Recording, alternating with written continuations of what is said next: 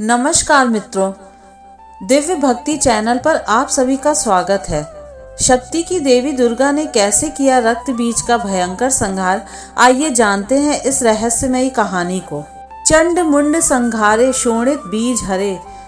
जब आप माँ दुर्गा की आरती पढ़ते हैं तो यह पंक्ति शायद आपने सुनी होगी, लेकिन इसके गहरे अर्थ पर कभी ध्यान नहीं दिया होगा।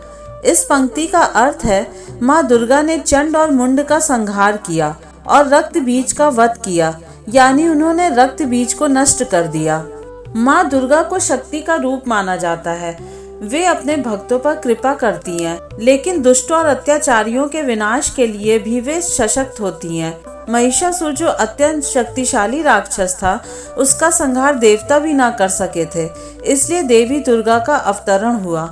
धार्मिक ग्रंथों में देवी दुर्गा के जन्म के संबंध में विभिन्न कथाएं हैं, लेकिन सबसे सामान्य मान्यता यह है कि उनका अवतरण दैत्यों के संहार के लिए हुआ था। नवरात्रि के दौरान हम नवदुर्गा यानी माँ दुर्गा के 9 रूपों की पूजा करते हैं, लेकिन जब माँ दुर्गा का जन्म दैत्यों के वध के लिए हुआ तो फिर उन्हें बार बार विभिन्न रूपों में क्यों अवतरित होना पड़ा। आइए जानते हैं इसके पीछे की कहानी। महिषासुर, शुंभ निशुंभ और रक्त बीज जैसे दैत्य थे, जिनका वध करने के लिए माँ दुर्गा ने अलग अलग रूपों में अवतार लिया। इन दैत्यों में रक्त बीज सबसे शक्तिशाली था और उसका वध करना देवताओं के लिए भी कठिन था।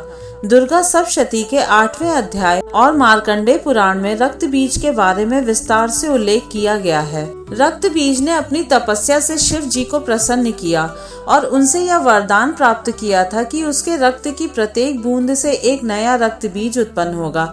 इसलिए युद्ध में जब भी देवता उसे घायल करते तो उसकी रक्त की बूंदों से नए रक्त बीज पैदा हो जाते। इस कारण से देवता मिलकर भी रक्त बीज का वध नहीं कर सके और रक्त बीज का अत्याचार बढ़ता गया।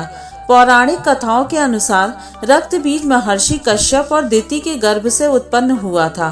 कहा जाता है कि वह पहले असुर सम्राट रंभ था। एक बार तपस्या के दौरान इंद्र ने उसे छल पूर्वक मार दिया और फिर रंभ के रूप में रक्त बीज का पुनर्जन्म हुआ।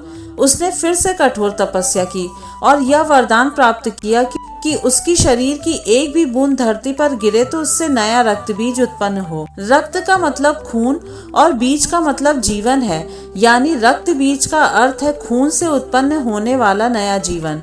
धार्मिक मान्यता के अनुसार रक्त बीज नामक यह दैत्य अत्यंत शक्तिशाली था।